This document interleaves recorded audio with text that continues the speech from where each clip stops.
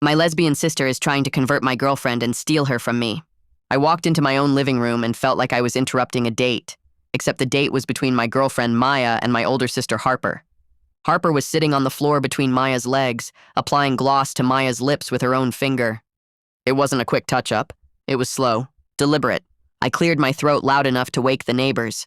Harper didn't even flinch. She just kept smudging the gloss, looking at Maya's mouth like it was the last slice of pizza.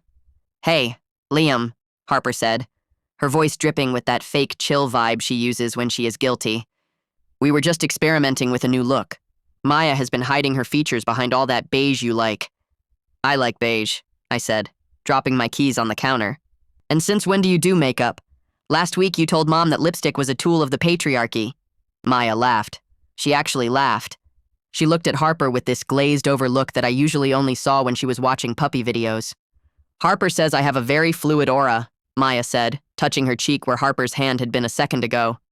"She thinks I have been suppressing my mask energy because of societal expectations." "Societal expectations?" I asked. "Or because you are dating a guy?" Harper stood up. She is taller than me in her Doc Martens, and she knows it.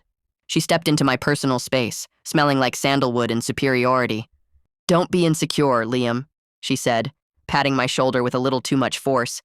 "It is not your fault you can't understand the complexities of the female experience. I am just helping Maya explore her truth. Unless you are afraid of what she might find?" She smirked. It was a microscopic smirk, the kind only a sibling sees. "We are going to get boba," Harper announced, grabbing her keys. "Just the girls. We need to discuss her birth chart. Apparently her Venus is in retrograde and it explains why she settles for safe choices." She looked me up and down when she said safe choices. Maya hopped up, grabbing her bag. "We won't be late, babe. Love you." She kissed my cheek, but her eyes were on Harper. I watched them walk out the door. As the door closed, I saw Harper slide her hand to the small of Maya's back. It was low, way too low for a sister-in-law. I looked down at the coffee table where they had been sitting. Maya's phone was still there. She forgot it. It lit up with a notification. It wasn't a text. It was an airdrop preview from Harper's iPhone. "Harper would like to share a photo." The preview image wasn't a horoscope. It was a screenshot of a text message Harper had sent to her best friend 5 minutes ago. "Phase 1 is complete. She is totally questioning it. Give me 2 weeks and I will have her dumping him for me. He is just a placeholder until she realizes she belongs with a woman who knows what she needs." I felt the blood drain from my face. My sister wasn't just being friendly. She was hunting, and my girlfriend was the prey. I sat on that couch for 45 minutes staring at the wall, feeling like my brain was melting. I wanted to scream. I wanted to call the police. I wanted to pack Maya's bags and tell her to run. But I couldn't do any of that because technically, I had snooped. If I told Maya that I saw the text, Harper would flip the script instantly. She would make me the villain. She would say I was invading privacy, that I was controlling, that I was a toxic male monitoring their communications. I was trapped in a 4D chess game with a narcissist who had a nose ring and a degree in gender studies. The door unlocked. They were back. The energy shifted the second they walked in. Before they left, Maya was wearing her usual oversized hoodie and leggings. Now, she looked different. Harper had styled her. Maya was wearing a vintage leather jacket that was definitely Harper's, and her hair was slicked back in that wet look style Harper always wore. "Oh my God, Liam, stop staring," Harper laughed, throwing her keys on the table. "She looks hot, right? We traded vibes for the afternoon. I told her she has been hiding her bone structure." Maya blushed. She looked at me for approval, but her eyes kept darting back to Harper. "It is just a jacket," Maya mumbled, pulling the leather tighter around herself. "Harper said it gives me main character energy." "It gives you Harper energy," I said, trying to keep my voice steady. "Because it is literally her jacket." Harper rolled her eyes. She walked over to the fridge and grabbed a sparkling water, opening it with a sharp hiss. "You are so literal, Liam," she sighed. "It is about the aesthetic. Anyway, we need the living room tonight. We are doing a manifestation circle. Maya has some blockages in her heart chakra we need to clear out." "Blockages?" I asked. "We just had a date night yesterday and she seemed pretty unblocked to me." Harper took a sip of water, staring at me over the rim of the can. Her eyes were cold, dead shark swimming in blue ocean. "Sexual blockage is different from emotional blockage, little brother," she said. "Just because you are satisfying one doesn't mean you are touching the other. Maya has deep, repressed desires that she is terrified to vocalize because she doesn't want to hurt your fragile ego. Maya gasped. Harper, I didn't say that.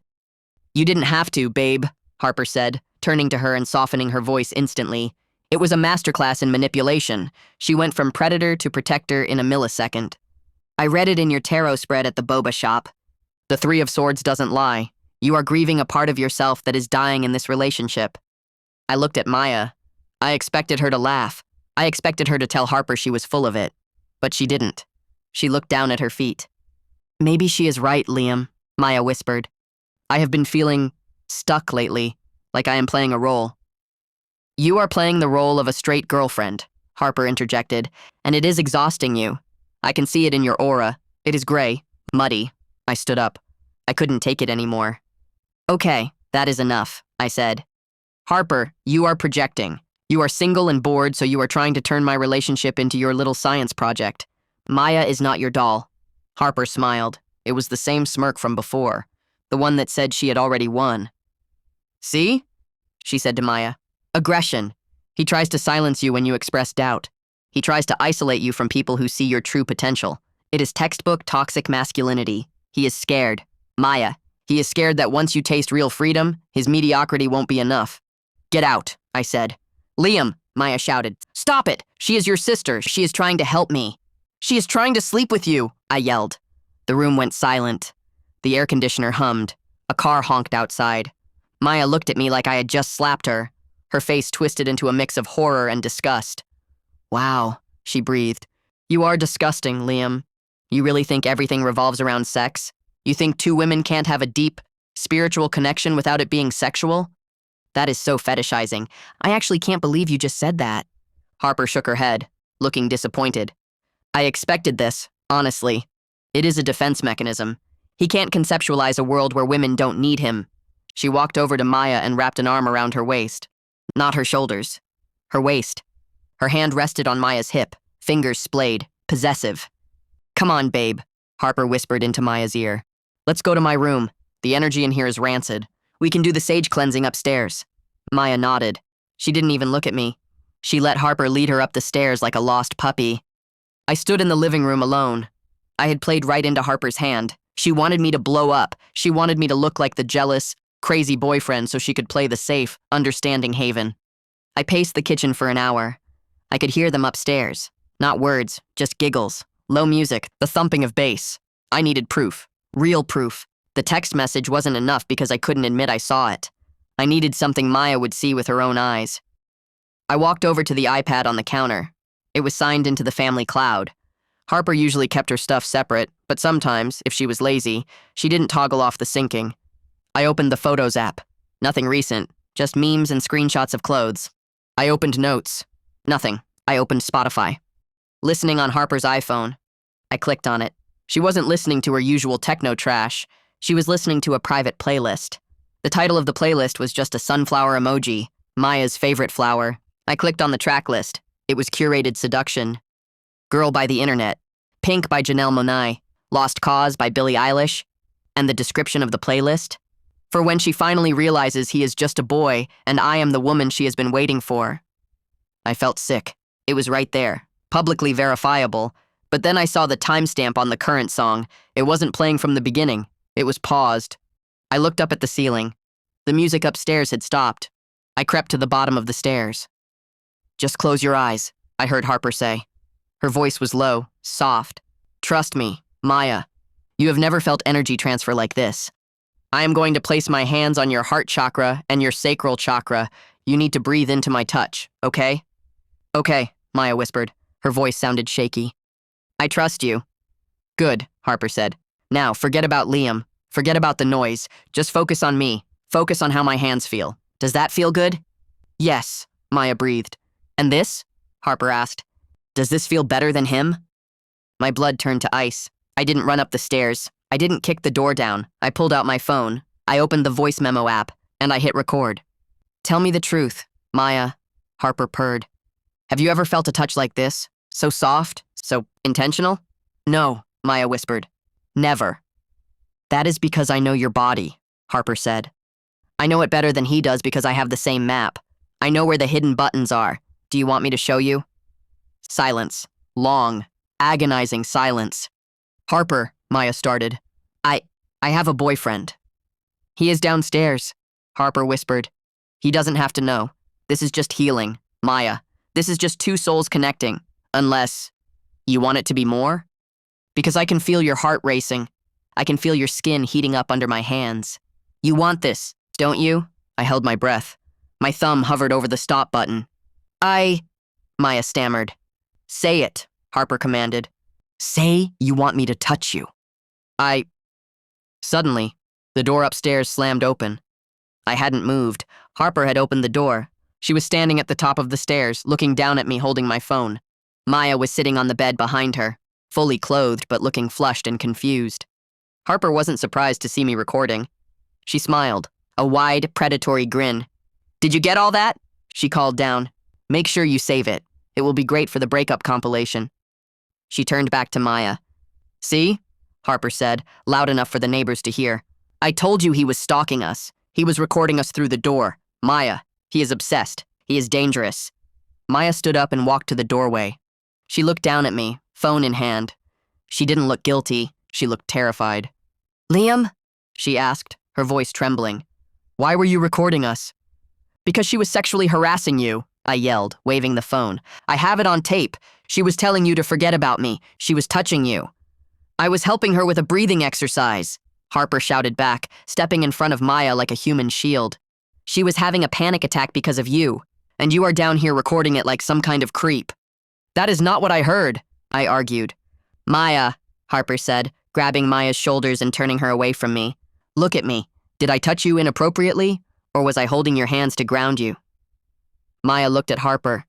Then she looked at me. Then she looked at the phone in my hand. You were holding my hands, Maya whispered. See? Harper hissed, glaring at me. He is twisting reality. Maya. He is trying to make our friendship dirty because he is insecure. He is recording us in our own home. That is illegal. That is abusive. Maya looked at me. Her eyes filled with tears. I can't believe you, she said to me. I really thought you were different. But Harper was right. You are just like every other controlling guy. She turned around and walked back into Harper's room. Harper didn't follow her immediately. She stood at the top of the stairs for one more second. She looked at me. She winked. Then she slammed the door and locked it. I sat at the bottom of the stairs for 20 minutes. The silence from upstairs was worse than the music. It was the heavy, suffocating silence of secrets being whispered. I realized I had made a tactical error. I had reacted emotionally to a psychological sniper. Harper wanted me to yell. She wanted me to bang on the door. Every outburst was just more footage for her Liam is Toxic documentary she was screening for Maya. I needed to change the game. If I wanted to save my relationship, I had to stop being the jealous boyfriend and start being the supportive ally. I had to gray rock her, be boring, be agreeable, be invisible until I found the smoking gun. I stood up. I wiped the sweat off my palms. I walked up the stairs, slowly, calmly. I knocked on Harper's door. 3 soft taps. Go away, Liam, Harper yelled. We are meditating. I know, I said, keeping my voice level and devoid of anger. I just wanted to say, you were right. Silence. The lock clicked. The door cracked open an inch. Harper's eye appeared in the gap. She looked suspicious, but also intrigued. A narcissist can never resist an apology. I am right? She asked. About what? About my energy, I lied. I listened to the recording back. I sounded crazy. I think I have been stressed at work and I took it out on you guys. I am sorry for interrupting the healing session. I just want Maya to be happy. Harper opened the door wider. She studied my face, looking for a crack in the mask. I kept my expression neutral. Dead eyes. No fight left. Well, Harper said, smoothing her hair. It takes a big man to admit when his masculinity is fragile. We forgive you. Right, Maya? She stepped back. Maya was sitting on the floor surrounded by crystals and lit candles. She looked exhausted. Her eyes were puffy. Yeah, Maya whispered. It's okay, Liam. Just please don't yell again. It triggers my cortisol response. I won't, I said. I am going to head to the gym. Give you guys some space. Take as long as you need. I turned and walked away. I felt Harper's eyes boring into the back of my skull. She was confused. She wanted a fight, and I just handed her a surrender. But I wasn't going to the gym. I got in my car, drove down the block, and parked around the corner. I pulled out my laptop. I needed to know the playbook. Harper was too good at this. The vocabulary, the isolation tactics, the love bombing. This wasn't her first rodeo. She had converted someone before. I thought back to high school. Harper didn't date much. She had intense friendships. Girls who would spend every weekend at our house, wearing Harper's clothes, adopting Harper's slang, and then suddenly, vanishing. There was one girl, Sophie, junior year. Sophie was the captain of the cheer squad, dating the quarterback, the ultimate straight girl archetype. Harper made it her mission to liberate her. They were inseparable for 6 months. Sophie broke up with her boyfriend. She quit cheerleading because Harper said it was patriarchal performance art. And then, one day, Sophie transferred schools. We never saw her again. I opened Facebook. I searched Sophie Miller. Nothing. I searched Instagram. Sophie M99. Private account. But her bio had a link to a blog. I clicked it. It was a Substack called Recovering from Her. My heart hammered against my ribs. I started reading. Entry Dura 14, the mirror phase. She starts by dressing you. She tells you that you look better in her clothes. She tells you that your style is a costume you wear for men. Slowly, she replaces your wardrobe with hers. She replaces your makeup with hers. Until you look in the mirror and you don't see yourself anymore. You see a reflection of her, and that is when she falls in love with you. Because she is only capable of loving herself. I froze. The leather jacket, the wet look hair, the lip gloss. Harper wasn't converting Maya. She was cloning herself. I scrolled down. Entry number 22, the isolation. She will create a crisis. She will tell you that your boyfriend is dangerous, that your parents don't understand you. She will suggest a trip, a retreat, somewhere with no cell service, somewhere she can rewrite your reality without interference. A retreat. My phone buzzed. A text from Maya. Maya. Hey. Harper thinks the energy in the house is too stagnant for my breakthrough. She booked us an Airbnb in Joshua Tree for the weekend. Just the girls. We are leaving in an hour. Please don't be mad. I stared at the screen. The playbook was accurate to the letter. Joshua Tree, 2 hours away. Desert, isolation. If I let her get in that car, I might never get the real Maya back. I needed to contact Sophie. I needed a witness. I found an email address on the blog, Contact Me. Subject, you wrote about my sister. Body. Hi, Sophie. I think you knew my sister, Harper. I think she is doing it again to my girlfriend. She is taking her to Joshua Tree tonight. Please, if you are real, tell me how to break the spell. What makes her stop? I hit send. I sat in the car and watched the minutes tick by. 40 minutes passed. Then, a reply. From Sophie Miller. Subject, you wrote about my sister. She doesn't stop. She escalates. If they go to Joshua Tree, she will make a move. She will tell your girlfriend that you hit her, or that you cheated. She will invent a trauma that bonds them together. You have to blow her cover before they leave. Do not confront Harper. She thrives on conflict. You have to break the mirror. How? I typed back. Show your girlfriend the shrine, Sophie replied. What shrine? The box under her bed. The one with the lock. She keeps a trophy from every girl. A lock of hair. A piece of jewelry. A diary entry. If you show your girlfriend that she is just number 6 in a collection, the spell breaks. The narcissist cannot survive being exposed as ordinary. I looked at the time. They were leaving in 10 minutes. I started the car. I peeled away from the curb. I parked in the driveway and ran inside. Liam? Maya called from the kitchen. She was packing a cooler. I thought you were at the gym. Forgot my headphones, I said, breathless. Where is Harper? She's in the garage getting the camping chairs, Maya said. I had 2 minutes. I sprinted up the stairs. I burst into Harper's room. It smelled of sage and deception. I dropped to my knees and looked under the bed. Suitcases, shoeboxes, dust bunnies. And there, pushed all the way to the back, a black wooden box with a silver latch. I grabbed it. It was heavy. It was locked. I didn't have a key. I looked around the room. I grabbed a heavy brass candle holder from her altar. Smash. The latch bent. Smash. The wood splintered. I pried the lid open. My stomach dropped. It wasn't just trophies. It was dossiers, 6 manila envelopes, each labeled with a name. Sophie, Jessica, Amara, Chloe, Riley, and a new one, empty, waiting, Maya. I opened the Sophie folder, a lock of blonde hair, a Polaroid of Sophie sleeping, a printout of her text messages. I opened the Chloe folder, a used lipstick, a pair of underwear in a Ziploc bag. It was serial killer level collection. What are you doing? I froze. I turned around. Harper wasn't in the garage. She was standing in the doorway. She was holding the car keys in one hand and a taser in the other. She wasn't smiling anymore. I told you to go to the gym, Liam, she said. Her voice wasn't spiritual. It was flat, metallic. You shouldn't have touched the box. That is sacred energy. She pressed the button on the taser. The electricity crackled, a blue arc of pure menace. Maya! I screamed. Maya, get up here! She can't hear you, Harper said, taking a step forward. She is in the car, with the music on, waiting for me. She took another step. Put the box down, Liam, she whispered. Or I will taser you, call the police, and tell them you attacked me in a drug-induced rage. Who do you think Maya will believe? The sister who is healing her? Or the boyfriend who just broke into a woman's bedroom? I looked at the box. I looked at the taser. I looked at the window. I had one move. I didn't put the box down. I threw the entire contents of the box, the photos, the hair, the underwear, the dossiers, out the open window. They fluttered down like confetti, right onto the windshield of the car where Maya was sitting. Harper screamed. It was a primal shriek of rage. She lunged at me with the taser. I rolled to the side. The taser hit the mattress, buzzing angrily. I scrambled to the window and looked down. Maya had gotten out of the car. She was holding a Polaroid. She looked up at me. Then she looked at the lawn covered in the debris of Harper's conquests. She picked up the folder labeled Maya. She saw it was empty. And then she looked at Harper standing in the window behind me. The spell didn't just break. It shattered. I stood at the window, breathing hard. Harper was behind me, staring at the empty box on the floor like it was a corpse. The taser was still in her hand, but she wasn't pointing it at me anymore. She was trembling. Not from fear, from the sheer, catastrophic loss of control. Down on the driveway, Maya was frozen.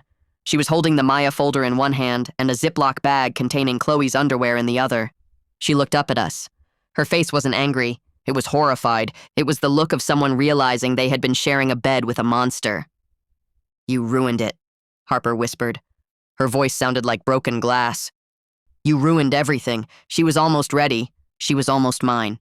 She was never yours, I said, backing toward the door. She is a person, Harper, not a collectible. Harper looked up. Her eyes were wide, manic. The mask of the spiritual guru had completely dissolved. She is mine, she shrieked. I built her. I gave her the confidence. I gave her the style. I woke her up. You think she loves you? She loves the version of herself that I created. Without me, she is just basic. She is nothing. The sound of the front door opening downstairs cut through her scream. Footsteps on the stairs. Fast, frantic. Maya appeared in the doorway. She was clutching the evidence to her chest. Her eyes were wild. What is this? Maya asked, holding up the bag of hair. Her voice shook. Harper, whose hair is this? Harper's demeanor flipped instantly. It was terrifying to watch. The rage evaporated, replaced by a desperate, teary-eyed victimhood. She dropped the taser and fell to her knees, sobbing. He planted it, Harper cried, pointing a shaking finger at me. Maya, baby, don't look at it! Liam put it there! He's trying to frame me. He's crazy. He broke into my room and— Stop, Maya said. It wasn't a shout. It was a cold, hard command. Maya walked into the room. She stepped over the taser. She looked at the open window, then at the box, then at the empty Maya folder in her hand. This is your handwriting, Maya said, holding up the folder. I know your handwriting, Harper. You wrote me a 3-page letter about my celestial potential yesterday. The wise looped the same way. Harper froze. The sobbing stopped. And this, Maya continued, picking up a Polaroid from the floor. It was a picture of a girl sleeping. On the back, in the same handwriting, Sophie. Phase 3 complete. This isn't a frame job. This is a trophy case. Harper stood up slowly. The tears were gone. The victim act was gone. She looked at Maya with a chilling, clinical detachment. So? Harper said. She shrugged. So I keep mementos. Is that a crime? I love deeply, Maya. When people leave my life, I keep a piece of them. It's sentimental. Liam is trying to make it look creepy because he has the emotional range of a teaspoon. It's a bag of underwear, Harper, Maya yelled, throwing the Ziploc bag at her. That is not sentimental. That is predatory. It was a gift, Harper lied, her eyes darting around the room, calculating her next move. Chloe gave those to me. We were close. Like us. Like us? Maya repeated. She looked sick. We aren't. I thought we were friends. I thought you were helping me. I was helping you. Harper stepped forward, reaching for Maya. Look at you. You're wearing leather. You're standing up for yourself. You're powerful. Who gave you that power? Me. I sculpted you, Maya. I took a lump of clay and made art. Maya flinched away from her touch. I'm not art, Maya whispered. I'm Liam's girlfriend. That broke Harper. You are wasting yourself on him, Harper screamed, grabbing Maya's shoulders. He is mediocre. He will never understand you like I do. I know your body map. I know your trauma. I know you better than you know yourself. Get off her, I yelled, stepping forward. But Maya didn't need me. She shoved Harper back, hard. Harper stumbled, tripping over the taser and falling onto the bed. We are leaving, Maya said. She grabbed my hand. Her grip was iron. Now! We turned to run. If you leave, Harper said. Her voice was quiet again, calm. If you walk out that door, Maya, I will post the video. We stopped. Maya turned around slowly. What video? Harper smiled. She reached into her pocket and pulled out her phone. She tapped the screen and turned it around. It was a video of Maya. From last night. Maya was in Harper's bathroom.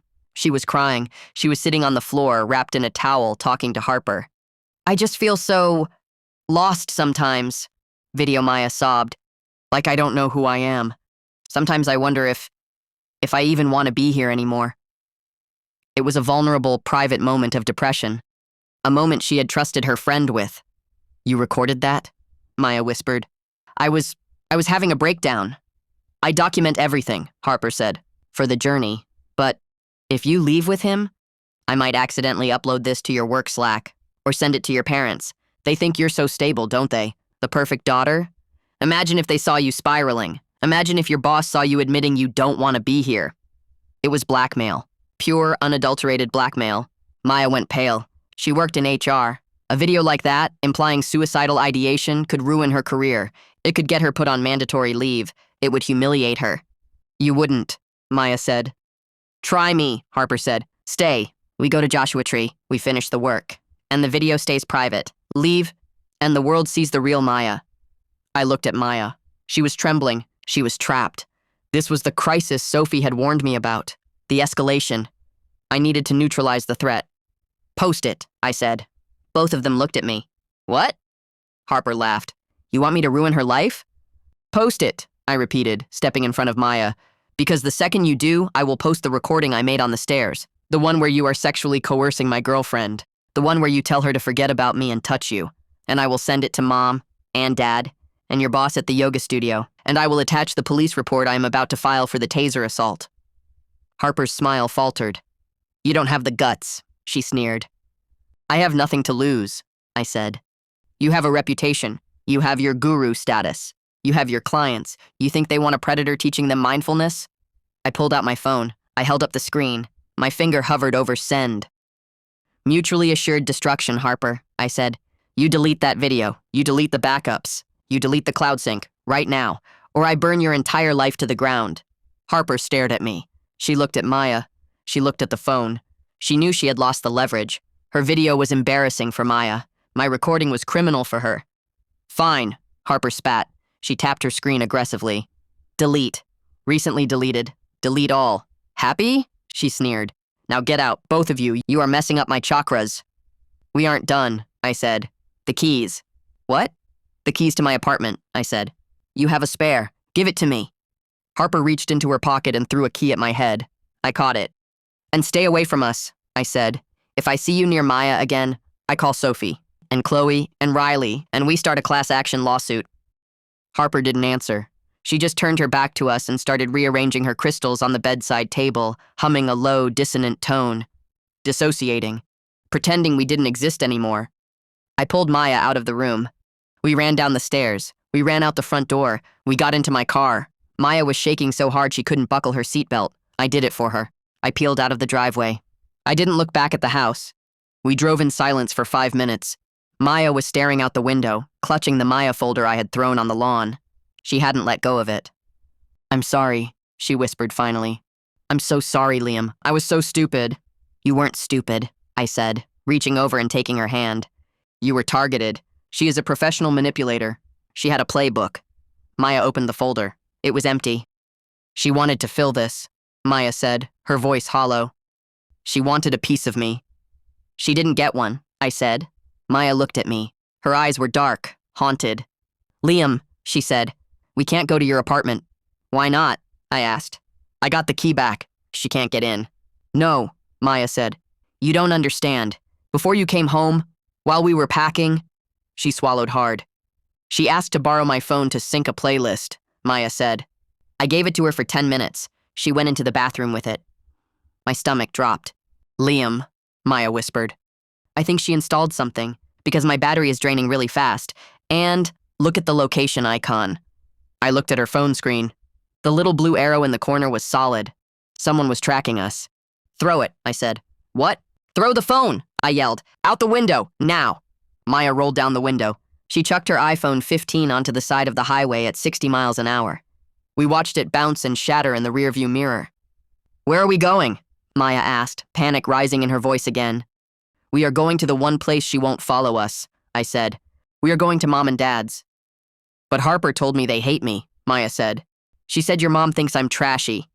That was a lie, I said. Another isolation tactic. My mom loves you. She asks about you every Sunday. I took the next exit. But as I merged onto the off-ramp, my own phone buzzed. It was connected to the car's Bluetooth. The message appeared on the dashboard screen. From Harper. Message. Nice try throwing the phone. But did you check the AirTag I sewed into the lining of that leather jacket she's wearing? See you at Mom's. I'm already halfway there. I slammed on the brakes. Maya looked down at the jacket. The vintage leather jacket Harper had given her. The one that gave her main character energy. She ripped it off like it was on fire. She threw it in the back seat. She's going to Mom's, I said. She is going to beat us there. What is she going to do? Maya asked. She is going to spin the narrative, I said, hitting the gas.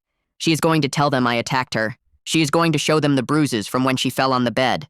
She is going to turn our parents against us before we even walk in the door. I looked at the clock. 5:30 p.m. It's a race, I said. Hold on. We skidded into my parents' driveway on 2 wheels. Harper's Range Rover was already there, parked crooked, engine ticking. She beat us, Maya whispered. She was clutching the door handle like it was an ejection seat. Liam, look at the front door. My dad was standing on the porch. He wasn't smiling. He had his arms crossed over his chest, the stance he used when I crashed the car in high school or got a C in math. Leave the jacket, I said. Maya threw the leather jacket, the one with the AirTag, onto the lawn. We got out of the car. Dad! I yelled, running up the walkway. Don't listen to her. She is lying. Dad didn't move. He just held up a hand, a stop sign.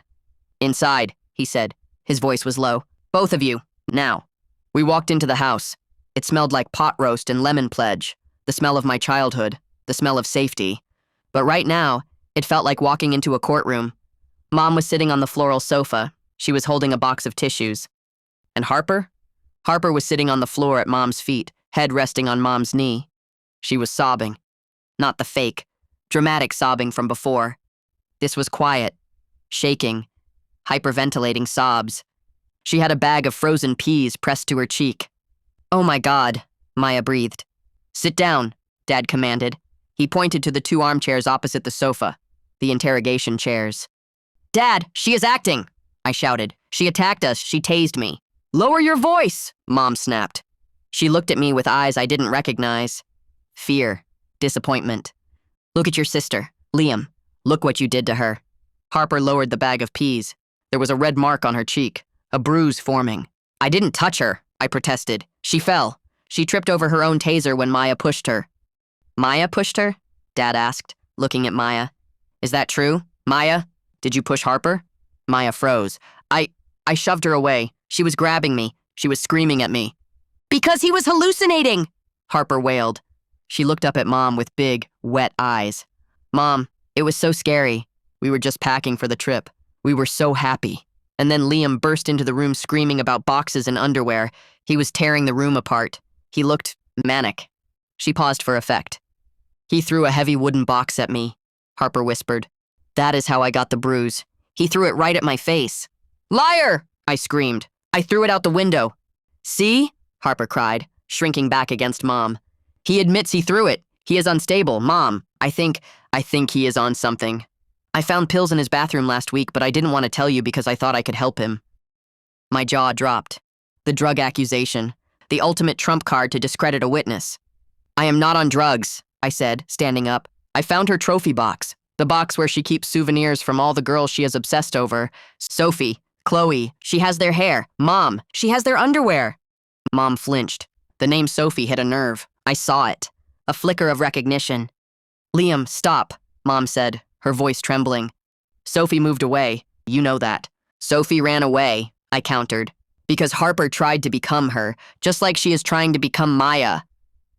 I pointed at Maya. Look at her hair. Mom, I said. Look at her makeup. Who does that look like? Does that look like Maya? Or does it look like Harper? Mom looked at Maya. Really looked at her. Maya was still wearing the wet look hair, the bold brows. She was just giving her a makeover, Mom stammered. Girls do that. It's not a makeover, it's a uniform, I yelled. Show them the folder, Maya. Maya reached into her bag. She pulled out the empty manila folder labeled Maya. She had this under her bed, Maya said, her voice quiet but steady. Next to a folder for Sophie and a folder for Chloe. It was waiting for me. Harper stood up. She dropped the frozen peas. She didn't look injured anymore. She looked cornered. It was a scrapbook, Harper shouted. I was making a scrapbook for our trip. You are twisting everything to make me look like a freak because you are insecure that your girlfriend likes me more than you. She turned to Dad. He is abusive, Dad, Harper said. He controls her. He isolates her. He tracks her phone. Why do you think he showed up at the house? He was stalking us. He is dangerous. Dad looked at me. He looked at Harper. He looked at the bruise on her cheek. Liam, Dad said heavy. Did you track her phone? Yes, I admitted, because Harper sent me a text bragging that she was going to steal her. She sent me a picture of the text. I never sent that, Harper screamed. Show them the text. I pulled out my phone. I opened the message thread. It was gone. She deleted it, I realized, when she had my phone, or she unsent it. Convenient, Harper sneered. I have proof, I shouted. I have a recording, from the stairs, when she was touching Maya. I tapped the voice memo app. Play it, Dad said. If you have proof, play it. I hit play, static. Then Harper's voice. But it wasn't the coercion. Liam, stop! You're hurting me! Please, put the box down! Liam, no! Then a crash. My blood ran cold. That's not the recording, I whispered. That's a fake. It sounded real to me, Harper said, crossing her arms. I recorded that while you were trashing my room, just in case you killed me. She had edited the files. Or she had recorded a fake fight while I was downstairs and swapped the names. She was 10 steps ahead. Mom stood up. She looked at me with tears streaming down her face. Liam, she said, I think you need to go wait in the car. We need to call Dr. Aris. Dr. Aris was the family psychiatrist. You think I'm crazy? I asked. You believe her? After everything she did in high school? After Sophie? Stop bringing up Sophie, Mom yelled. Sophie had problems. Harper tried to save her. Harper destroyed her. I am leaving, Maya said. The room went silent. Maya stood up. She looked at Mom, then she looked at Harper. I am not a scrapbook, Maya said. And I am not a project. Harper, you told me Liam was toxic. You told me he was controlling. But the only person who has tried to change how I dress, how I talk, and who I see is you. Maya walked over to Harper. She stood toe-to-toe with her. You deleted the recording, Maya said. But you forgot about the cloud. Harper froze. What? I have an iPad, Maya said. At home. It is synced to my phone. And since you love to document everything, Harper, I'm guessing you backed up your journey videos to a shared folder, the one you invited me to last week, the manifestation folder. Harper's face went pale. I didn't check it before, Maya said, but I am going to check it now. And if I find that video of me crying in the bathroom, or any videos of Sophie. You don't have the password, Harper sneered. No, Maya said, but Liam does, because you used his birthday as your passcode for 10 years. Harper lunged. She didn't cry. She didn't argue. She physically lunged at Maya, hands aimed for her throat. You bitch! Harper screamed. Dad moved faster than I have ever seen him move. He stepped between them and caught Harper by the shoulders. Harper! Dad shouted. Stand down! Let me go! Harper shrieked. She was thrashing, spitting, feral. She is lying. She is trying to ruin me. I own her. She is mine. She is mine. The words hung in the air. Mom covered her mouth. Dad stared at Harper. He was holding her back, but she wasn't looking at him. She was staring at Maya with a look of pure, unadulterated hatred. It wasn't the look of a sister. It was the look of a jilted lover. A stalker. She is mine, Harper whispered again. I made her. Dad, I said quietly. Let her go. Dad let go. Harper stood there, heaving. Her hair was messed up. The bruise on her cheek looked fake in the harsh living room light. Get out, Dad said. Harper looked at him. What? Get out of my house, Dad said. You need help, serious help. But you are not going to hurt these kids. Not under my roof. You are kicking me out? Harper laughed, a manic, broken sound. For them? For the boring boy and his basic girlfriend? Go, Dad said. Harper straightened her shirt. She smoothed her hair. She looked at all of us with a chilling calm. Fine, she said. I don't need you. I don't need any of you. I have plenty of friends who understand me, friends who are actually grateful for my guidance. She walked to the door. She opened it. Then she turned back. By the way, Liam, she said, smiling, I wouldn't go back to your apartment if I were you. Why? I asked. Because, she said. Before I left, I called the police. I told them there was a man with a gun holding a woman hostage at your address. SWAT should be kicking down your door right about now. She checked her watch. Oops. She walked out. I grabbed my phone. I pulled up the home security feed. My front door was off its hinges. My living room was full of men in tactical gear. And my dog, Buster, was barking his head off in the corner. She swatted me, I whispered. We have to go, I told Maya. We have to go talk to the police before they put out a warrant. We ran to the car, but as I put the key in the ignition, I saw something on the passenger seat. It was a notebook. A small, black moleskin notebook. Harper must have dropped it when she was faking the panic attack. I opened it. It wasn't a diary. It was a list. Names, dates, locations, Sophie Miller, Seattle, Chloe Evans, Portland, Maya Brooks, pending, and next to each name, a social security number. Liam, Maya said, looking at the page. That's my social. She isn't just stalking them, I said. She is stealing their identities. This wasn't just a toxic sister anymore. This was a federal crime. My hands were shaking so bad I could barely hold the steering wheel. We were 3 blocks from my apartment building, but we could already see the lights, blue and red strobes bouncing off the clouds. Liam, Maya whispered. She was staring at the police scanner app on her phone. They said, suspect is armed and barricaded. They have snipers on the roof across the street. She told them I had a gun, I said, my voice sounding like gravel. She told them I was holding you hostage. I pulled the car over a block away. I couldn't drive right up to the scene. If I rolled up in a car matching the description of the suspect, they might open fire before I could roll down the window. We have to walk, I said. Hands up, visible, the whole time. We got out of the car. The night air was freezing, but I was sweating through my shirt. We walked toward the chaos. A perimeter tape was set up. A uniformed officer saw us approaching. His hand went to his holster. Stop right there, he yelled. Back up. I live there, I shouted, keeping my hands high in the air. I am Liam. This is Maya. We are the people you are looking for. There is no hostage situation. It was a swatting call. The officer paused. He spoke into his radio. 2 more officers approached, hands on their weapons. Turn around, one shouted. Hands on your heads, knees. It was humiliating, kneeling on the asphalt in front of my neighbors while they patted me down. I saw Mrs. Higgins from 4B watching from her balcony with a glass of wine. It's a fake call, I pleaded as they cuffed me. My sister, she made the call. She is mentally unstable. We have proof. We found a weapon registered to this address, the sergeant said, walking over. Inside the apartment. I don't own a gun, I said. We found a Glock 19 under the sofa cushion, the sergeant said. Serial number filed off. My blood ran cold. Harper. She didn't just call it in. She planted a gun. She must have done it when we were at the boba shop. She had a key. She staged the scene so that when the cops kicked the door down, they would find an illegal firearm and I would go away for 10 years. It's not mine, I said, panic rising in my chest. Check for prints. You won't find mine. You will find Harper's. We will sort that out at the station, the sergeant said. Right now, you are under arrest for possession of an illegal firearm. Wait, Maya screamed. She broke away from the officer holding her arm. She didn't run. She dropped to her knees and opened her bag. Gun! A rookie cop shouted, raising his weapon. No! Maya yelled, pulling out the black moleskin notebook. Look at this. Please, just look at the first page. The sergeant hesitated. He signaled the rookie to lower the weapon. He took the notebook from Maya. He opened it. He shone his flashlight on the page. Sophie Miller, social security number. Chloe Evans, social security number. Maya Brooks, social security number. And underneath Maya's name, a list of accounts. Chase Sapphire, opened yesterday. Amex Platinum, pending. Coinbase, verified. She is stealing our identities, Maya sobbed. She swatted us to get Liam out of the way so she could flee. She isn't just a prankster. She is a criminal mastermind. The sergeant looked at the notebook. Then he looked at me. Then he looked at the building where his team was tearing my living room apart. Uncuff him, the sergeant said.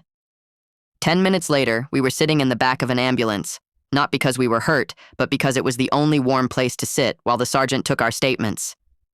"This is sophisticated," the sergeant said, flipping through the notebook. "These aren't just credit cards. She applied for a passport in your name, Maya. Expedited shipping, delivered to a P.O. box in Nevada." "Nevada?" Maya asked. "Why Nevada?" "Because that is where Burning Man is," I realized. "Or Vegas. Fast weddings, easy name changes." "We need to check your credit," I told Maya. "Right now." Maya pulled out her phone, the backup one she kept in her purse for work. She logged into Credit Karma. She gasped, a sound of pure devastation. "My score," she whispered. "It dropped 300 points. Today." "What did she buy?" I asked. Maya scrolled. Her finger was shaking. "She didn't buy anything," Maya said. "She took out loans. A $50,000 personal loan from SoFi, a $30,000 loan from Upstart, and..." She stopped. She looked at me with horror. "She transferred the balances," Maya whispered. "She transferred her student loans to my name. All of them. $120,000 of debt. It is all in my name now." I felt sick. Harper wasn't just stealing money. She was offloading her own failures onto her victims. She was literally transferring her baggage to Maya. "Check mine," I said. I logged into my banking app. Login failed, account locked. "She changed my passwords," I said. "She used the recovery questions. She knows my first pet. She knows my mother's maiden name." I called the fraud line. I put it on speaker. "Sir, we locked the account due to suspicious activity," the operator said. "There was a wire transfer attempted 20 minutes ago." "How much?" I asked. "The entire balance of your savings," the operator said. $42,000, wired to an account in the Cayman Islands under the name Sunflower LLC. Sunflower, the playlist, the obsession. "Did it go through?" I asked, gripping the phone. "I am afraid so, sir. It cleared 5 minutes before the lock." I dropped the phone. It hit the metal floor of the ambulance with a clang. I was broke. My savings for a ring, for a house, gone. "She cleaned us out," I whispered. "She swatted me to keep me busy with the cops while she drained the accounts." "We have to call Dad," I said. "If she has our socials, she has theirs too." I dialed Dad. He answered on the first ring. "Liam?" he asked. "The police left. Harper is gone. She took the Range Rover." "Dad," I said, "check your retirement account. Check Mom's pension. Right now." "Why?" "Just do it," I yelled. I heard the sound of typing on the other end. Then silence. Long, heavy silence. "Dad?"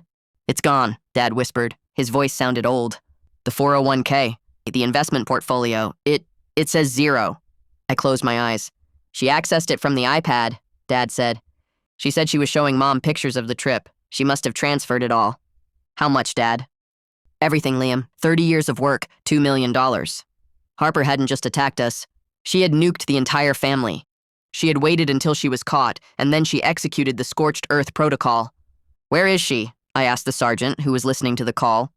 "You have a finding her. She has millions of dollars and a fake passport." "We put an APB on the Range Rover," the sergeant said. "But if she has that kind of cash, she isn't driving. She is flying."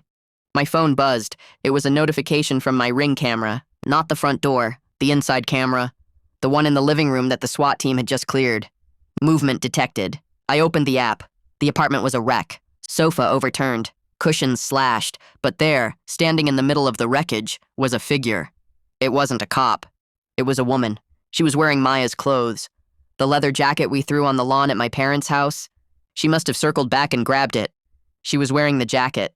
She was wearing a wig that looked exactly like Maya's hair. She looked up at the camera. It was Harper. But she looked identical to Maya. She smiled. A chilling, dead-eyed smile. She held up a piece of paper to the camera. It was a boarding pass. I zoomed in. Passenger, Maya Brooks. Flight UA892. Destination, Seoul, South Korea. Departs, 11:50 p.m. I looked at the time. It was 10:45 p.m. "She is at the airport," I shouted to the sergeant. "She is leaving the country. She is going to Korea." "Why Korea?" Maya asked. "Plastic surgery," I realized. The realization hit me like a truck. "She doesn't just want to steal your identity, Maya. She wants your face. She's going to get surgery to look exactly like you." The sergeant grabbed his radio. "Dispatch, we have a suspect heading to LAX. International Terminal. Flight 892. Suspect is disguised as the victim. Repeat, suspect is wearing a disguise." "We have to go," I said, jumping out of the ambulance. You can't go, the sergeant said. You are a material witness. That is my face she is wearing, Maya screamed. That is my life she is stealing. I am going to the airport. We didn't wait for permission. We ran to my car. The drive to LAX usually takes 40 minutes. We had 30. I drove like a madman. I drove on the shoulder. I ran red lights. She is going to become me, Maya whispered, staring out the window. She is going to take my name, my face, my credit, and disappear into a new life in Asia. And I will be left here with her debt and her crimes. Not if we catch her, I said. We saw the airport signs. Departures. I pulled up to the curb at the international terminal. I didn't park. I left the car running. We sprinted into the terminal. Flight 892, I yelled at a TSA agent. Where is it? Gate 148, he pointed. The tram is that way. We ran. We didn't have tickets. We couldn't get through security. Officer, I yelled at a cop standing by the checkpoint. The APB, Harper Miller. She is at gate 148. The cop touched his earpiece. We just got the call. They are grounding the plane. We watched from the glass partition overlooking the tarmac. The plane was pushing back from the gate. They are too late, Maya whispered. She is moving. But then, the plane stopped. Police cars swarmed the tarmac. The jet bridge extended back to the plane door. We watched. 5 minutes passed. 10. Then, 2 officers walked out onto the jet bridge. They came back out dragging someone. It was a woman in a leather jacket. She was kicking, screaming. It was Harper. They got her, I breathed. Thank God. Maya didn't look relieved. She was squinting at the glass. Liam, she said. Look at her shoes. I looked. The woman being dragged away was wearing Doc Martens, Harper's favorite shoes. Yeah, those are Harper's boots, I said. No, Maya said. Harper traded shoes with me yesterday, remember? She said she wanted to walk a mile in my path. Those are my Doc Martens. So? So, Maya said, her voice trembling. If she is wearing my shoes, and my jacket, and she has my passport. She turned to me. Why is she screaming my name? I listened closely. Through the glass, I could faintly hear the woman screaming. I am Maya Brooks. I am the victim. My sister stolen my identity. Let me go. I froze. Harper wasn't trying to escape as Harper. She was claiming to be Maya. And because she had the passport, the ID, and the knowledge of Maya's social security number, the police thought they were arresting the victim. And somewhere, in the chaos, the real Harper, or maybe a decoy. My phone buzzed. A text from an unknown number. Did you really think I would use my own escape plan? Sophie taught me better than that. Check the other flight. The one to Bali. I looked up at the departure board. Flight 404 to Bali. Status, departed. The woman on the tarmac wasn't Harper. It was a decoy. A girl Harper must have recruited online. A girl she had dressed up, given a fake passport to, and paid to create a diversion. Harper was gone. And she had taken the $2 million with her. The flight to Bali was gone. We watched the little plane icon on the departure screen blink out of existence as it crossed the Pacific Ocean. Harper was gone. And she had $2 million of my parents' money in her carry-on. We have to stop the plane, Maya pleaded with the TSA agent. She is a fugitive. She stole millions. Ma'am, the agent sighed, looking bored. Once they are in international airspace, it is an FBI matter. You need to file a report. We can't just turn a 747 around because of a family dispute. A family dispute. That is what they called it. Not grand larceny, not identity theft, a domestic squabble. We walked back to the interrogation room where they were holding the decoy. The girl, the fake Harper, was sitting in a metal chair. She wasn't fighting anymore. She was crying. She looked young, maybe 19. Who are you? I asked, standing behind the glass. The sergeant walked out. Her name is Riley. She is a college student from UCLA. She says she is your sister's intern. Intern? I scoffed. She is an accomplice. She claims she didn't know about the money, the sergeant said. She says Harper hired her for a social experiment on identity swapping. Harper paid her $5,000 to wear those clothes, carry that passport, and make a scene at the airport to test security protocols. She thought it was for a documentary. I punched the wall. It hurt, but the pain grounded me. She played everyone, I whispered. She used Riley as a human shield. She used the police as her personal security detail, and she used us as the audience. We left the airport at 3 a.m. We didn't have a car. My car was still impounded at the crime scene of my apartment. We had to take an Uber to my parents' house. It cost $80. I had to use a credit card I hadn't used since college because all my main accounts were frozen. When we walked into the house, it was like entering a funeral home. Mom was still on the sofa. She hadn't moved. Dad was at the kitchen table staring at a blank iPad screen. "Did you catch her?" Mom asked. Her voice was a whisper, a ghost. "She is in Bali," I said. "She switched flights. She used a decoy." Dad didn't look up. "I called the bank," Dad said. "They said the wire is untraceable. It went through a shell company, then to crypto. Then, poof." He looked at me. His eyes were red. "We are destitute, Liam. The house. The mortgage is due next week. We can't pay it. We can't pay the electricity." "We will fix it," I said, though I had no idea how. "We will get lawyers. We will call the embassy." "Lawyers cost money," Dad yelled.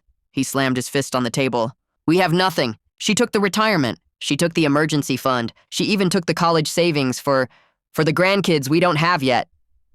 He put his head in his hands and sobbed. It was a guttural sound. The sound of a man who worked 40 years for his family only to have his own daughter rob him at gunpoint.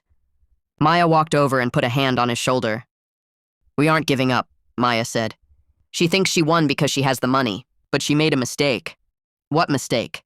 Mom asked. "She kept the name," Maya said. "She is traveling as Maya Brooks, my name, which means I can track her." "How?" I asked. "She ditched the phone." "She is a narcissist," Maya said. "She needs attention. She is going to Bali not to hide, but to be someone. She needs an audience, and she has my email address linked to her new persona." Maya pulled out her laptop. She logged into her Gmail. Alert. New login from Denpasar, Indonesia. Alert. New Instagram account created. The Ascended Maya. "She created an Instagram," Maya whispered, "using my name." We clicked the link. The profile popped up. It already had 5,000 followers. Harper, wearing a white linen dress standing on a cliff overlooking the ocean, smiled back at us. The bio read, "Maya, spiritual guide, wealth manifester, escaping the toxic West to find true alignment. She is stealing my life and rebranding it as a spiritual awakening," Maya said, her voice shaking with rage. I clicked on her first story. It was Harper. She was walking through a luxury villa, gold statues, infinity pool, private chefs. "Hey guys," Harper said to the camera, doing a little spin. "So, I finally did it. I left the toxic environment of my abusive family and my controlling ex. I took my power back. I manifested this abundance, and I want to teach you how to do it too. Link in bio for my exclusive retreat." "She is charging people," I said. "She is starting a cult." "She is using our money to build a paradise," Dad whispered, looking at the screen. "That villa, that is my retirement. That pool, that is your mother's pension." I felt a cold clarity wash over me. The police wouldn't help us. The FBI would take years. The money was crypto. It was gone unless we got her password. We didn't need a lawyer. We needed an extraction team. "We are going to Bali," I said. "With what money?" Mom asked. "We can't even afford groceries." "I have an idea," I said. "But we need help. We need someone who knows how she thinks. Someone who has been hunting her longer than we have." I opened my laptop. I pulled up the email thread with Sophie. To Sophie Miller. Subject, "She is in Bali. We are broke. We need you. She stole $2 million. She is posing as Maya. She is starting a cult. We want to go get her. But we have no funding and no plan. Help us." I hit send. I waited. 1 minute. 2, my phone rang. Unknown caller. I answered. "Is this Liam?" A female voice. Sharp, professional. "Yes." "This is Sophie," she said. "I have been tracking the Ascended Maya account for 3 hours. I already geolocated the villa. It is in Uluwatu. High security. Gated. How do we get to her?" I asked. "You don't," Sophie said. "You bait her. Harper has a weakness. She can't stand not being the most important person in the room, and she can't stand me." "What do you mean?" "I didn't just run away, Liam," Sophie said. "I stole something from her too. Something she has been trying to get back for 3 years." "What?" "Her journals," Sophie said. "The real ones. Not the fake lists she leaves for you to find. The ones where she writes down her passwords, her seed phrases for the crypto wallets, her master plan." My heart stopped. "You have the passwords?" I asked. "I have the book," Sophie said. "But it is encrypted with a cipher I couldn't crack. That is why I went dark. I was trying to solve it. But now she has the money. If we can get close enough to her, we don't need to arrest her. We just need to access her laptop while she is distracted." "We can't afford tickets," I said. "I can," Sophie said. "I own a tech startup in Seattle now. I made my first $1 million last year. I have a private charter waiting at Boeing Field." You are rich?" "Success is the best revenge," Sophie said. But prison is a close second. Get your family ready. I am picking you up in 3 hours. We aren't going to the police, Liam. We are going to run a con. A con? She likes to play mind games? Sophie laughed. It was a dark, terrifying sound. We are going to gaslight the gaslighter. We are going to infiltrate her retreat. Maya is going to be the bait. You are going to be the muscle. And I am going to be the ghost that haunts her. I looked at Maya. I looked at my parents. Pack your bags, I said. We are going to Bali. Is it safe? Mom asked. No, I said, watching Harper's Instagram story loop again. But she stole our past. We are going to steal her future. I looked at the screen one last time. Harper was laughing, clinking a glass of champagne with a group of sycophantic followers. Enjoy the champagne, Harper, I whispered, because the hangover is going to be lethal. We touched down in Denpasar at sunrise. Sophie's private jet was ridiculous. Cream leather seats, champagne on tap, but nobody was drinking. The mood was tactical. We were a SEAL team of traumatized victims heading into a war zone. Here is the layout, Sophie said, slapping a tablet onto the table. It showed a satellite view of a massive cliffside estate. The Villa Alila. Harper rented it under a shell company 3 days ago. She has 25 initiates inside, mostly rich expats she lured from Instagram. What is the objective? I asked. Do we storm the gates? No, Sophie said. The villa is a fortress. Guards at the gate. Biometric locks on the doors. If we rush it, she flushes the crypto keys and your parents' money is gone forever. We need her to unlock her laptop voluntarily. Why would she do that? Maya asked. Because of the ghost, Sophie smiled. It was a smile that didn't reach her eyes. Narcissists are paranoid. They believe everyone is out to get them. We are going to prove her right. Sophie opened a silver briefcase. Inside were earpieces, tiny cameras, and a bottle of perfume. Santal 33, Sophie said, holding up the bottle. I wore this every day when Harper and I were close. She hates it now. She calls it the scent of betrayal. Maya, you are going to wear this. Me? Maya asked. You are the Trojan horse, Sophie explained. We created a fake identity for you. Elena, a wealthy heiress looking for spiritual enlightenment. Dad, you are her handler, her manager. You are going to offer Harper a massive donation to join her inner circle. My dad looked up. He was wearing a linen suit Sophie had bought him. He looked like a billionaire, but his hands were shaking. I have to talk to her, Dad whispered. To the daughter who stole my life. You have to sell it, Mr. Brooks, Sophie said. You have to stroke her ego. Tell her she is a genius. Tell her you want to invest in her vision. She won't be able to resist the money. What about me? I asked. You are the tech, Sophie said. You and I are going to breach the perimeter from the cliffs. While Harper is distracted by your dad and Maya, we are going to hack the local Wi-Fi and mirror her devices. But we need her to log in. We need her to type the password. We drove to Uluwatu in a black van. The humidity hit us like a wall. The plan started at noon. I watched on the monitor from the van parked a mile away. The camera button on Dad's shirt gave us a crystal clear view. They walked up to the massive teak gates. A guard stopped them. We have an appointment, Dad said, his voice surprisingly steady. Arthur Vance, and my client, Elena. We are here to see the ascended Maya. The guard checked a list.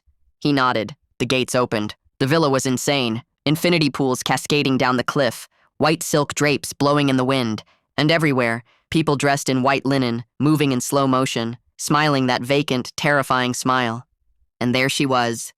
Harper. She was sitting on a gold throne, literally a gold throne, at the head of a long communal table. She was wearing a white dress that looked exactly like the one Maya wore to our cousin's wedding last year. She had dyed her hair to match Maya's exact shade of brown. She wasn't just impersonating Maya. She had consumed her. Welcome, Harper purred, standing up. She opened her arms. I sensed new energy approaching. Ascended one, Dad said, bowing his head. It made me sick to watch. I am Arthur. This is Elena. She is lost. We heard your call. Harper glided over. She looked at Dad. For a second, I thought she recognized him. But Dad had shaved his beard and was wearing dark sunglasses. And Harper was so high on her own supply she didn't see her father. She just saw a checkbook. Then she turned to Maya. Maya was wearing a wig and huge sunglasses. She stood perfectly still. Harper leaned in. She sniffed. I saw her eyes widen. That scent, Harper whispered. She stepped back, looking disturbed. Why do you smell like that? It is just perfume, Maya said, pitching her voice lower. Is it a problem? It is familiar, Harper muttered. She shook her head, trying to clear the glitch in her matrix. No matter. All past scents are washed away here. Welcome to the sanctuary. We are in, I whispered to Sophie. Phase 2, Sophie said. Let's move. We rappelled down the side of the cliff. It was dangerous. One slip and we were dead on the rocks below. But adrenaline is a hell of a drug. We climbed over the perimeter wall and hid in the lush landscaping near the main house. I pulled out the directional Wi-Fi antenna. I have the signal. Maya's kingdom. Strong encryption. Cracking it now, Sophie said, typing furiously on her portable rig. Inside the villa, the ceremony of abundance was starting. We watched on Dad's camera. Harper stood before her followers. Today, Harper announced, her voice echoing off the marble walls. We release our attachments to the material world. We release the money that binds us to the toxic matrix, and we give it to the universe, represented by me. She held up a QR code. Transfer your funds, she commanded. Cleanse your souls. People were actually doing it. I saw them on their phones, transferring thousands of dollars. This is sick, I whispered. She is robbing them in broad daylight. Dad, I said into the comms. Now, offer the donation. Dad stepped forward. Ascended 1, Dad said loudly. Your vision is overwhelming. Elena wishes to donate, a significant sum. Harper's eyes lit up. Greed. Pure, unadulterated greed. How significant? Harper asked. $5 million, Dad lied. In Bitcoin, right now. Harper practically vibrated. $5 million was enough to disappear forever. Come with me, Harper said, gesturing to Dad and Maya. To the inner sanctum. We will handle the transfer privately. She led them into the main house, into a glass-walled office overlooking the ocean. I need eyes on the laptop, Sophie hissed. Dad positioned himself so the button camera was facing Harper's desk. There it was, a sleek MacBook Pro. I need to verify the wallet address, Harper said, sitting down. She touched the fingerprint sensor. Access granted. We are in, Sophie said. The mirror software just latched on. I can see her screen. On Sophie's tablet, we saw exactly what Harper was seeing. Her crypto wallet. The balance. $2,450,000 USD. There it is, I breathed. Mom and Dad's money. I am initiating the reverse transfer script, Sophie said. I just need her to stay logged in for 2 minutes. Inside the office, Harper was typing. Here's the address, Harper said, turning the laptop to Dad. Send the Bitcoin here. One moment, Dad said, fumbling with his phone. My bank requires a verification. He was stalling. Suddenly, the lights in the office flickered. Sophie hit a key on her rig. The speakers in the office crackled, and then a song started playing. The same song Harper used to play for Sophie. Harper froze. She looked around the room. Who turned that on? She demanded. Turned what on? Maya asked innocently. The music, Harper yelled. That song! Who is playing it? I don't hear any music, Dad said. Gaslight. Harper stood up. She looked terrified. You don't hear that? No, Maya said. Are you okay, Ascended One? You seem stressed. Harper put her hands to her head. It is her. She is haunting me. Who? Maya asked. Sophie! Harper screamed. She is dead. She is dead to me. Why won't she leave me alone? 2 minutes, Sophie whispered next to me. The script is at 40%. Harper paced the room. She was unraveling. She looked at Maya again. She leaned in close, too close. She stared at Maya's sunglasses. Take them off, Harper commanded. My eyes are sensitive, Maya said. Take them off, Harper shrieked. She reached out and ripped the sunglasses off Maya's face. Maya stood there, exposed. Harper stared at her. She blinked. Maya, she whispered. Maya didn't flinch. She smiled. A cold, Harper-esque smile. Who is Maya? Maya asked. I am Elena. Are you feeling okay? You look like you are seeing ghosts. Harper stumbled back. No, it can't be. You are in America. You are broke. You are crying in a police station. She looked at Dad. She looked past the beard, past the suit. Dad, she breathed. Dad stood up straight. He dropped the act. Hello, Harper, Dad said. I am not here to donate. I am here to collect. Harper's face went white. She lunged for the laptop. No, she screamed. You can't have it. It is mine. Sophie, I yelled. How much longer? 90%, Sophie shouted. Keep her away from the keyboard. Harper grabbed the laptop. She raised it above her head, ready to smash it on the marble floor. If she broke it, the session would end. The transfer would fail. Don't do it, Dad yelled. Maya moved. She tackled Harper. They crashed into the desk. The laptop skidded across the floor. "Liam!" Sophie yelled. "Go!" I broke cover. I smashed the glass door with a rock and sprinted into the office. I dove for the laptop. Harper kicked Maya in the face and scrambled for it. She was clawing, screaming like a banshee. I grabbed the laptop. Harper grabbed my ankle. She sunk her teeth into my leg. "Let go!" I yelled, kicking her off. I looked at the screen. Transfer status. 98%. 99%. Harper pulled a gun from under the desk. A gold-plated pistol. "Close it!" she screamed, aiming at my head. "Close the laptop or I will blow your brains out." I froze. The barrel was staring me in the face. "Do it!" Harper yelled. "Cancel the transfer!" I looked at the screen. Transfer complete. I looked at Harper. "It is too late," I said. "It is gone." Harper's eyes went wide. She looked at the laptop. She looked at the gun.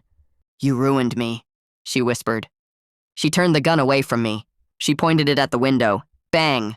The glass shattered. She wasn't trying to shoot us. She was creating an exit. She ran for the broken window. "Stop her!" Dad yelled, but she was fast.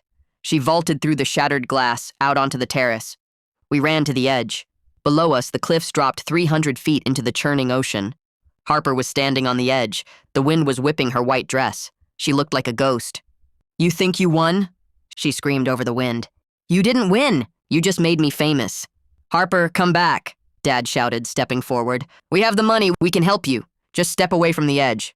"Help me?" Harper laughed. "I am the Ascended One. I am eternal." She looked at us one last time, and then she jumped. We screamed. We rushed to the edge. We looked down. There was nothing but white foam and black rocks. She was gone. The Indonesian search and rescue team spent 3 days combing the waters off the coast of Uluwatu. They found a white dress snagged on a coral reef. They found a single gold shoe, but they never found Harper. The official report said presumed dead. They said the currents in that area are brutal, that they pull everything down into the deep trenches where the pressure crushes bone to dust. My dad stood on that cliff for hours, staring at the water. He didn't cry anymore. He just looked hollow. He had lost his daughter, but worse, he had realized that the daughter he mourned had been gone for a long time. The thing that jumped off that cliff wasn't his little girl. It was a creature made of greed and mirrors. Sophie didn't watch the water. She sat in the van, cleaning her laptop screen with a microfiber cloth. "She isn't dead," Sophie said simply when I climbed back in. "Sophie, we saw her jump," I said. "It is a 300-foot drop." "She is a cockroach," Sophie said, snapping the laptop shut. "Cockroaches survive nukes. Harper survived high school. She planned this. The window was too easy to break. The dress was too loose, easy to slip out of underwater. She had a boat waiting, or a tank, or a mermaid. I don't know how, but she is alive." We flew home in silence. The FBI met us at the airport in Seattle. They took our statements. They took the laptop. They seized the assets of Ascended Maya LLC. It turned out Harper had scammed over 400 people. The total fraud was close to $10 million. But we had our money back. The script Sophie ran had drained Harper's wallet 5 seconds before she jumped. Dad's retirement was safe. Mom's pension was restored. My savings were back in my account. We should have been happy. We should have celebrated. But we didn't. We changed our locks. We changed our phone numbers. We installed security cameras that covered every inch of our lives. Maya and I moved out of the apartment. We couldn't live there anymore, not with the memory of the SWAT team kicking down the door. We bought a small house in the suburbs. Boring, quiet, safe. 6 months passed. The nightmares started to fade. Maya stopped checking her credit report every morning. We started to heal. We went to therapy, couples counseling, and individual trauma work. "You have to let the ghost go," our therapist told us. "Harper is gone. You are safe." We started to believe it. Then came the wedding. We didn't want a big ceremony. No guests, no bridesmaids. Just us, my parents, and Sophie on a beach in Oregon. It was gray and misty, the opposite of Bali. It was perfect. When I kissed Maya, I didn't feel like I was winning a prize. I felt like I was holding onto a survivor. We had made it through the fire. Sophie came up to us at the reception, which was just a bonfire with pizza. She looked different, lighter. She had finally stopped hunting. "I am deleting the blog," Sophie said, handing me a beer. "The recovering from her blog. I don't need it anymore. I think she is really gone this time." "I think so too," I said. We drank to that, to freedom. But the universe has a sick sense of humor. 2 weeks later, we were back from our honeymoon. I was sitting on the couch, scrolling through TikTok. The algorithm had finally reset. showing me cooking videos and funny dogs instead of true crime and cult documentaries. Then, a live stream popped up. It had 2 million viewers. The username was The Phoenix Rises. I almost scrolled past it, but something made me stop. The voice. It was computerized, distorted, like the hackers use. "Welcome to the rebirth," the voice said. "They tried to destroy us. They tried to silence the truth. But you cannot kill an idea." The video showed a woman. She was sitting in a dark room, lit only by a ring light. She was wearing a mask, a gold mask that covered her entire face. She was wearing a hoodie. She wasn't showing her face. "I am the Phoenix," she said. "I have returned from the ashes of the old world. I have seen the other side, and I have the keys to the kingdom." I felt a chill run down my spine. It was generic cult nonsense. It could be anyone. "Maya," I called out. "Come look at this weirdo." Maya walked in, drying her hair with a towel. She looked at the screen. "Just another grifter," she said. "Scroll past it." I was about to swipe up, but then, the woman on the screen raised her hand to adjust her mask. On her wrist, there was a bracelet. It wasn't a Cartier, it wasn't gold. It was a simple, beaded bracelet, the kind you make at a summer camp, blue and yellow beads, spelling out a word. I froze. I knew that bracelet. I made it. I made it for Harper when we were 12 years old. It said sisters, but I had run out of R's, so it said sistes. We laughed about it for years. She threw it in a junk drawer when we were in high school. The woman on the screen was wearing it. I zoomed in. SISTES. My phone fell out of my hand. "Liam?" Maya asked him. "What is it?" "It's her," I whispered. "It's Harper." "That's impossible," Maya said, dropping the towel. "She is dead. We saw her jump." "She kept it," I said, feeling the bile rise in my throat. "She kept the bracelet. The one thing that proved she was human. The one thing that tied her to me." The woman on the screen laughed. It was a distorted, robotic laugh. "I see you watching," the voice said. "I know my true believers are out there, and I know my enemies are watching too." The camera zoomed in on the mask. "To my enemies," she said. "Did you really think you could keep the money?" My phone buzzed, then Maya's phone buzzed, then the TV turned on by itself. Every smart device in the house lit up at once. My Alexa speaker glowed blue. "Playing Sunflower by Post Malone." The music blasted through the house at max volume. The bass shook the windows. "Then you're left in the dust unless I stuck by ya." I grabbed Maya. We backed into the kitchen. My laptop on the counter woke up. The screen flashed black, then green. Words appeared on the screen. Typing out in real time. "Hello, brother. Did you miss me? I hope you enjoyed the wedding. I loved the vows. Very touching. But you forgot one thing." I stared at the screen. "You can recover the money. You can recover the identity. But you can never recover the secrets I know. Phase 2 begins now." The screen went black. Then, a file opened. It was a video. A video from inside our house. From inside our bedroom. Recorded 5 minutes ago while we were sleeping. She wasn't just online. She was here. She was watching. And the nightmare was just beginning. I looked at Maya.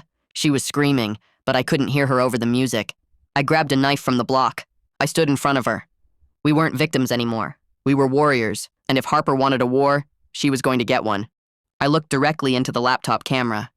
"Come and get us," I whispered. The screen flickered, and for a split second, the gold mask appeared. She winked.